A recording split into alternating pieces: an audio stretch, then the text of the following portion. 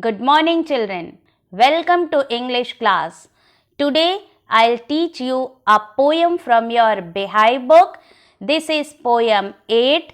The name of the poem is On Killing a Tree, written by Jeev Patel. Poem पढ़ने से पहले children सबसे पहले हम इसका इंट्रोडक्शन देख लेते हैं.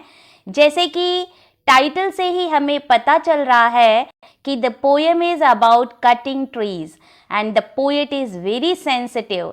ही wants to tell us that even if you cut the tree, अगर आप पेड़ को काट भी देते हैं तो वो पेड़ मरता नहीं है. ही सेज जहाँ तक आपने पेड़ को काटा है वहीं से धीरे धीरे नई ब्रांचेस उगने लग जाती हैं और वो पेड़ फिर से उग जाता है, हरा भरा हो जाता है.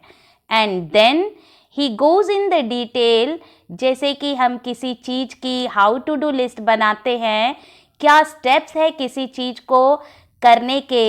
He is detailing that what are the steps involved in killing a tree. अगर आप सिर्फ पेड़ को काट देते हैं उससे वो मरता नहीं है चिल्ड्रन. एक पेड़ को मारने में और भी चीज़ें हैं, और भी स्टेप्स इन्वॉल्व हैं. और यहाँ पर इस पोएम में पोएट हमें वो सारे स्टेप्स डिटेल में बताते हैं. पोएट का पर्पस लोगों को सेंसिटाइज करने का है, उनको इमोशनल फील कराने का है कि पेड़ भी एक लिविंग थिंग्स हैं और एक लिविंग बीइंग हो करके एक लिविंग थिंग को काटना, मारना या किल करना बहुत बड़ा गुनाह है. इसी वजह से उन्होंने इतनी डिटेल में ये सारी बातें बताई है कि एक पेड़ कैसे मरता है. So with this background let us begin with the poem. It takes much time to kill a tree. Not a simple jab of the knife will do it. It has grown, slowly consuming the earth, rising out of it, feeding upon its crust, absorbing years of sunlight, air, water, and out of its leprous hide, sprouting leaves. सबसे पहले हम meaning देख लेते हैं. जैब का meaning है a sudden rough blow. एकदम से पेड़ को काटने के लिए पेड़ पर एक्स के द्वारा हिट करना, that is a jab. Leprous hide means discoloured bark. पेड़ों की जो बार्क होती है, जो मेन ट्रंक है, उसका जो कलर है वो डिसकलर होता है. कहीं पर डार्क ब्राउन तो कहीं पर लाइट ब्राउन, पैचेस सा. क्लियर? उसी को पोएट ने लेप्रस हाइड कहा है यहाँ पर. अगर इसे दूसरे ढंग से समझे तो हाइड क्या होता है? Hide means skin and leprous means suffering from leprosy. Leprosy जो एक प्रकार का डिसीज होता है चिल्ड्रन, जिसमें हमारी स्किन का जो कलर है वो डिस्कलर होके पैची पैची हो जाता है. अलग अलग कलर के पैचेस स्किन पर बन जाते हैं. तो यहाँ पर पोएट कह रहे हैं कि जो पेड़ की ट्रंक है वो एक लेप्रस हाइड है, क्योंकि उसकी जो स्किन का कलर है वो पैची पैची हो गया है.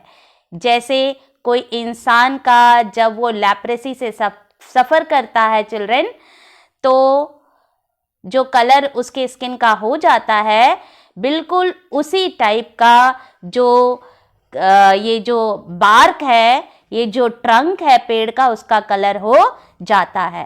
क्लियर? नेक्स्ट वर्ड है sprouting. Sprouting means growing, Ugna.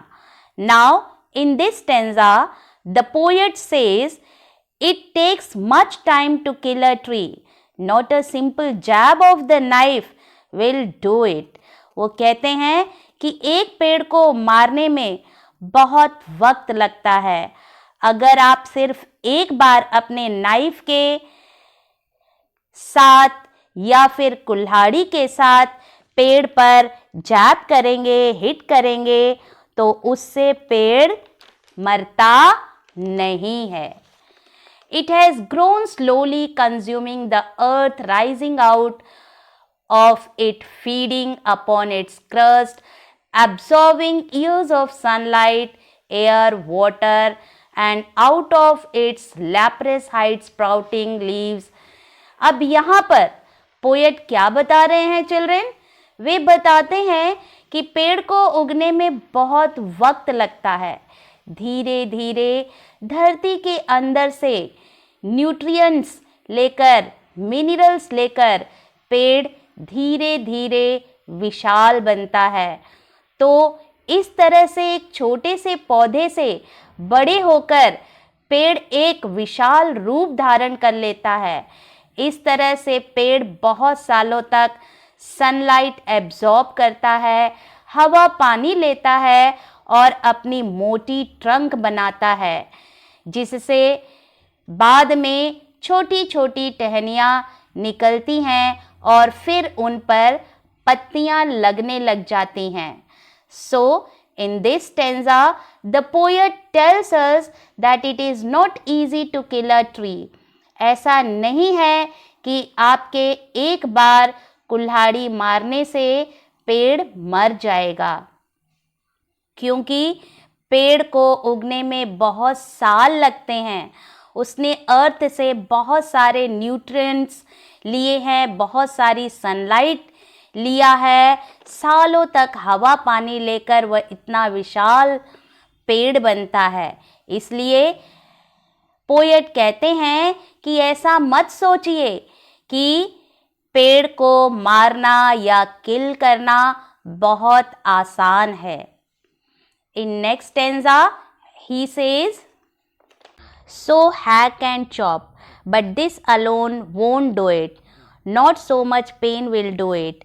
The bleeding bark will heal, and from close to the ground will rise curled green twigs, miniature boughs, which if unchecked will expand again to former size." Hack means to cut roughly by striking heavy blows. जोर जोर से कुल्हाड़ी की blows मार मार कर पेड़ के मोटे मोटे टुकड़े काट लेना, उसे कहते हैं hack and chop. Bleeding means it relates with blood. जब हमारी बॉडी से ब्लड निकल रहा होता है तो हम क्या कहते हैं? ब्लीडिंग हो रही है। यहाँ पर पोएट कह रहे हैं द ब्लीडिंग बार्क, तो वो पेड़ के ट्रंक में से जो सैप निकलता है चिल्ड्रेन, सैप क्या होता है? जब हम पेड़ को काटते हैं तो उसमें से जो लिक्विड बाहर निकलता है उसे हम सैप कहते हैं। यहाँ पर पोएट सैप को ब्लड के साथ कंपेयर कर रहे हैं और पेड़ को काटने को वो इंसान को मारने से कंपेयर कर रहे हैं। जैसे जब हम इंसान को मारते हैं तो उसकी बॉडी से ब्लड निकलता है, उसी प्रकार जब हम पेड़ को काटते हैं तो उसमें से सैप निकलता है, और ये जो सैप है वो पेड़ का खून यानी कि ब्लड होता है, ऐसा पोएट का मानना है। हील मीन्स रिकवर करना। कोई भी चोट है, जख्म है, जब वो ठीक हो रहा होता है तो हम कहते हैं कि वो हील हो रहा है। Next word is twigs. Twigs means छोटी छोटी टहनियाँ। Boughs also means branches. And next word is miniature. Miniature means very tiny and small. In this stanza, the poet is saying that if you will just hack and chop the tree, this won't do it. Won't do what? It will not kill the tree. अगर simply आप पेड़ को hack करे, उसे hit करे और उसके छोटे छोटे टुकड़े काट दे, उससे पेड़ मरेगा नहीं, क्योंकि जो उसकी बार्क में से ब्लीडिंग हो रही है, जो सैप निकल रहा है, वो धीरे धीरे हील हो जाएगा, वो जख्म धीरे धीरे भर जाएगा और वहीं से दोबारा से छोटी छोटी टहनियाँ उगने लग जाएंगी। और अगर आप उनको नहीं काटोगे तो वे धीरे धीरे वो टहनियाँ बड़ी हो जाएंगी और एक दिन वो भी पेड़ बन जाएंगी। So in this stanza the poet is saying that if you simply cut the tree and chop it into pieces, that will not kill the tree. He wants to say that cutting is different from killing. He says, although you will cut a tree from one point, but what will happen after some time? The sap which is coming out of the tree, that wound will heal with the passage of time, and then small tiny branches will start growing from that place. And if you will not cut them, then one day with the passage of time they will again grow into big trees. Let us see the next stanza now. No, the root is to be pulled out of the anchoring earth. It is to be roped, tied and pulled out, snapped out or pulled out entirely out from the cave, and the strength of the tree expose the source, white and wet, the most sensitive hidden for years inside the earth. Let us see the difficult word meaning first. Anchoring earth means the trees are held securely with the help of the roots in the earth. यहाँ पर poet कह रहे हैं कि जो अर्थ है वो एक एंकर का काम करती है। एंकर क्या होता है चिल्ड्रन? एंकर मीन्स समथिंग जो आपको टाइटली पकड़ कर रखता है।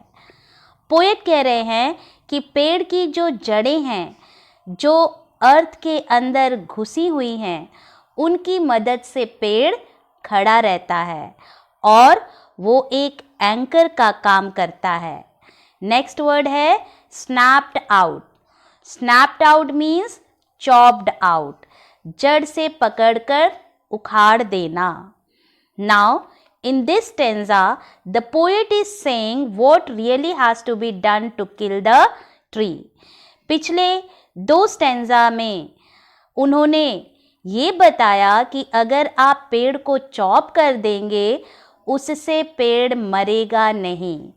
And in this stanza he is elaborating what are the actions that need to be done to kill the tree.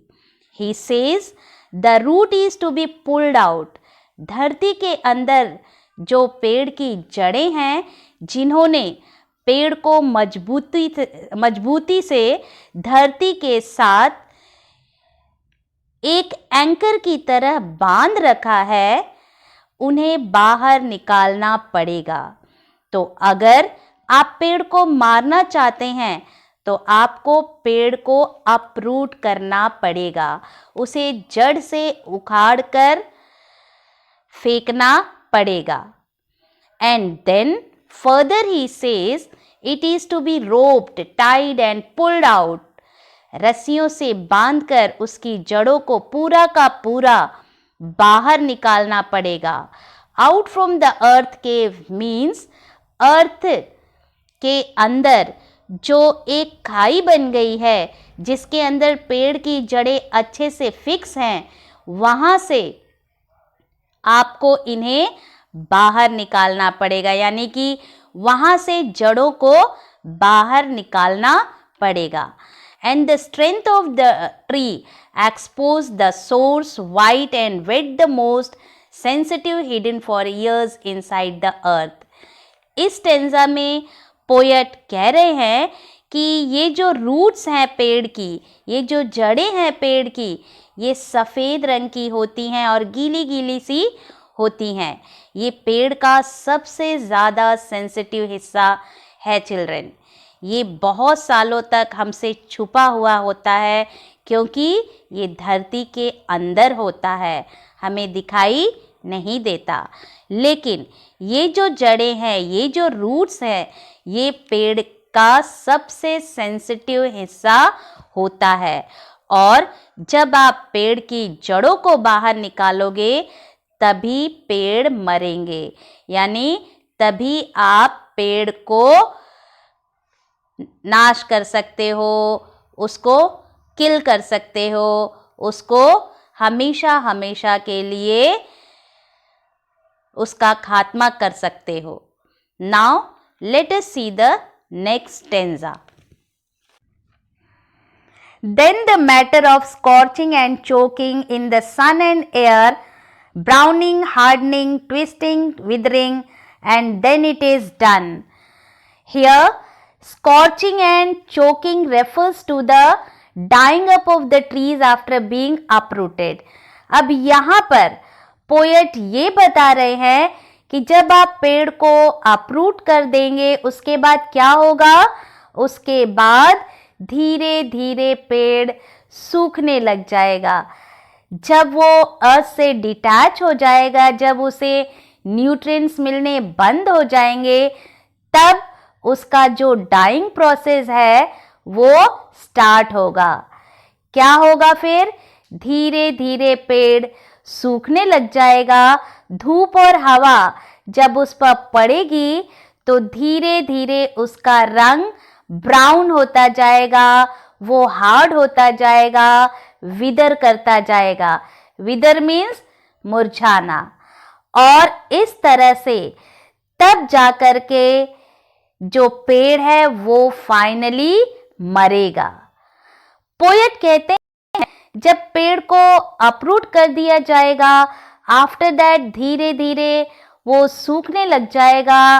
धूप और हवा की वजह से उसकी स्किन हार्ड होती जाएगी, मुरझाती जाएगी और फिर फाइनली एक दिन पेड़ कंप्लीटली मर जाएगा।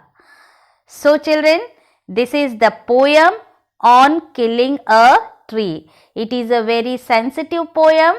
Through this poem, the poet wants to tell the readers to please do not kill the trees. Do not uproot trees, because he wants to say that they are living things. They are very sensitive.